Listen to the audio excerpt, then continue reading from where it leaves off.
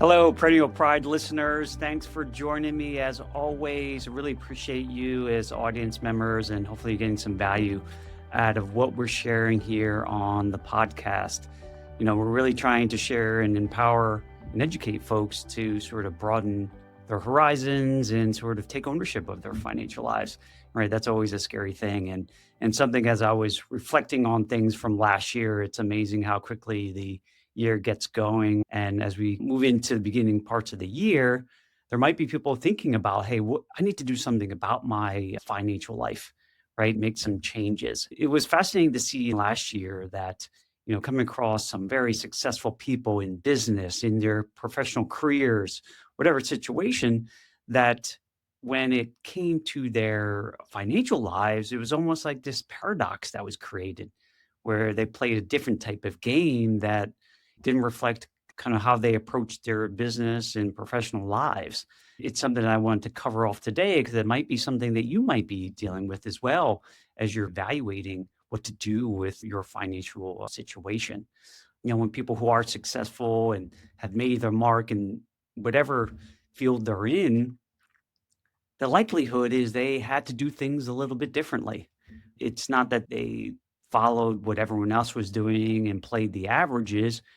They had to take some different approaches. They had to obviously set lofty goals, and they had to, bet on themselves in some respect and maybe get more educated or be around the right networks. They had to take some calculated risks with their business or professions. And in a general sense, they had to think a little differently. They knew to stand out and sort of get that big promotion or move up, that you couldn't just play it safe. It just wasn't going to work. So that's what propelled them in their professional lives. But when, for some people, when discussing with them, something changes on their financial lives, right? The things that help them build the income or build their business to success that maybe pushes them to think a little differently about how they manage their personal finances.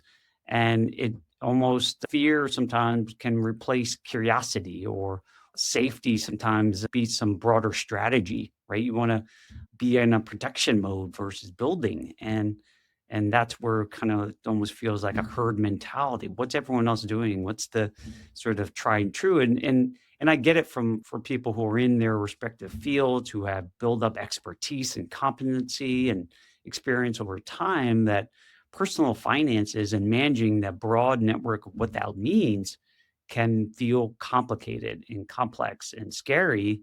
And so it's easier to sort of migrate to the herd. What's the average doing? What are the average folks doing?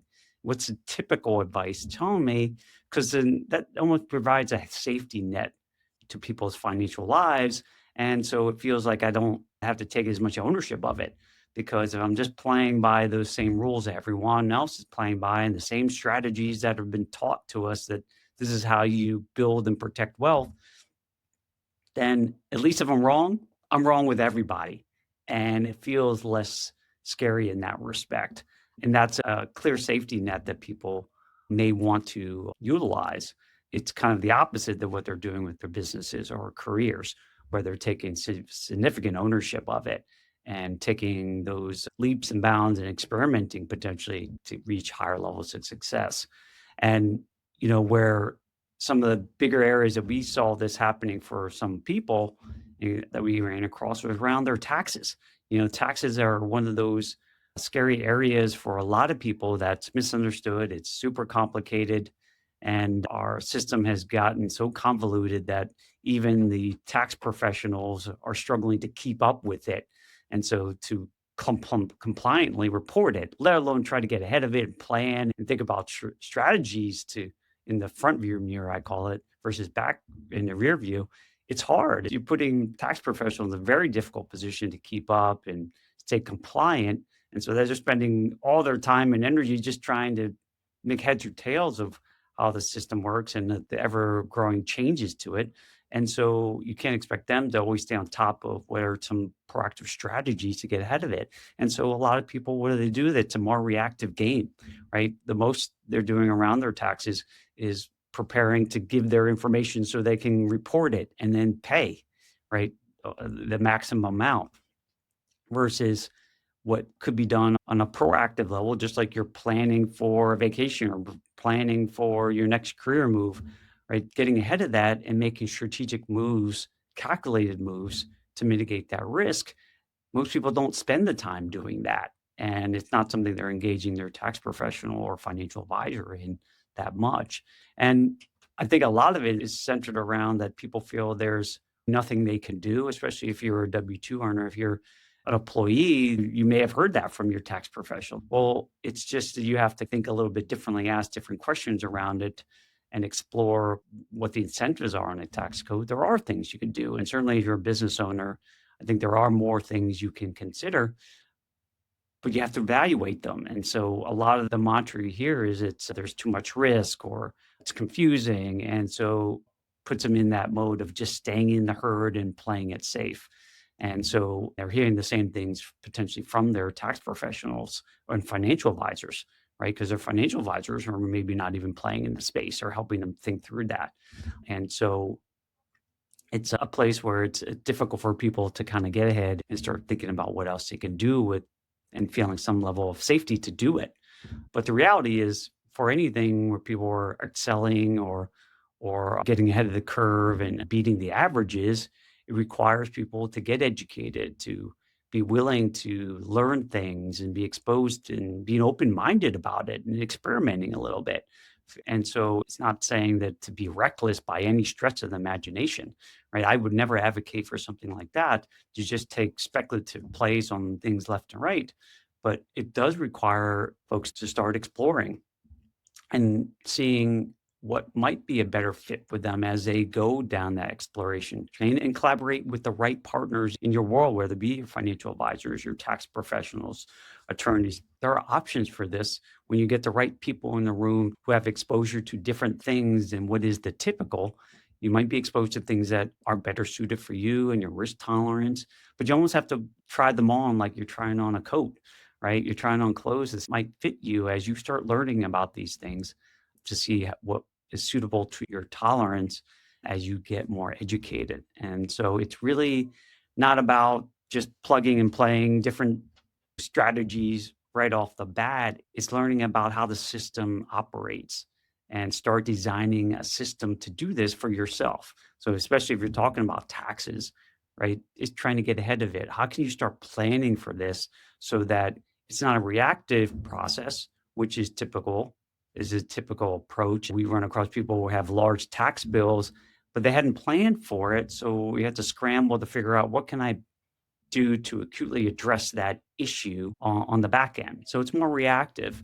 People who are getting ahead of things will plan for these things in advance, even potentially multiple years in advance, and doing it in a consistent manner so they can plan appropriately for the end game of it, right? Most people are planning to file their taxes and get the paperwork and all those things that are necessary.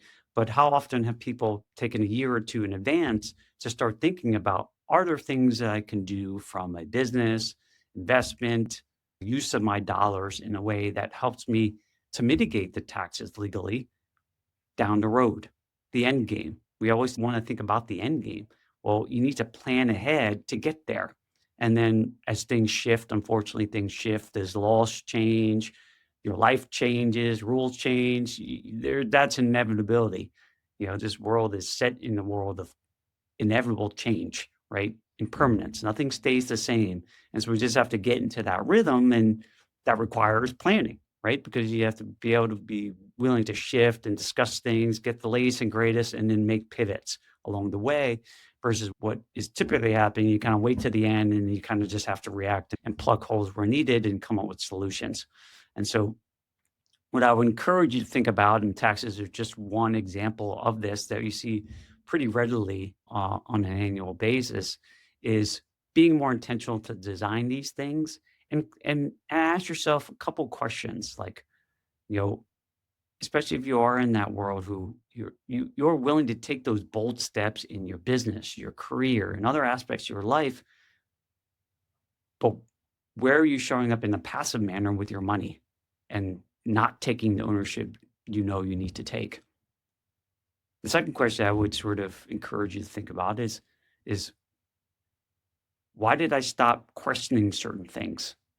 Right? You probably in your business and career constantly surveying lands, being open-minded, exploring and getting ahead of things.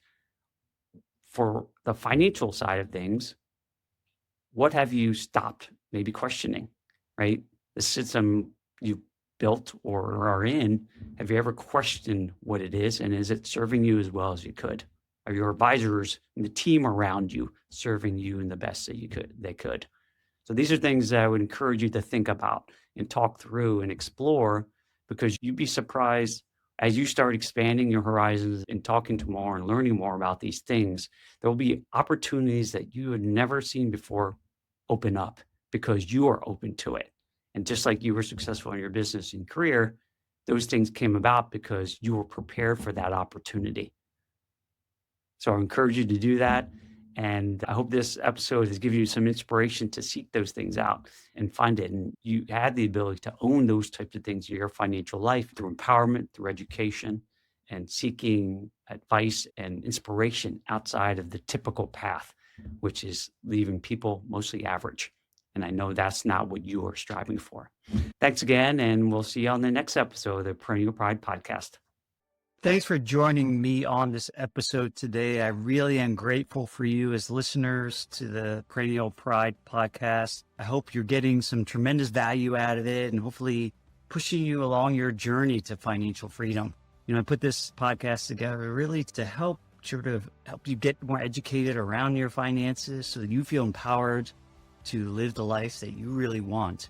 And if you like the content that you heard today or watched, then I would encourage you to go to my website, perennialpride.com. There's tons of other content there. And you can access my book, Wealth Beyond the Numbers. You can buy it there on my website. It's a aggregation of a lot of great tips and tools I've learned to not only build my wealth in my accounts, but build wealth in my life and abundance and joy, and something that has a lot of my experiences in the journey that I've been on personally. Hopefully that can be also of value to you as you sort of move forward. So thanks again for being a Perennial Pride listener, and we'll see you on the next episode.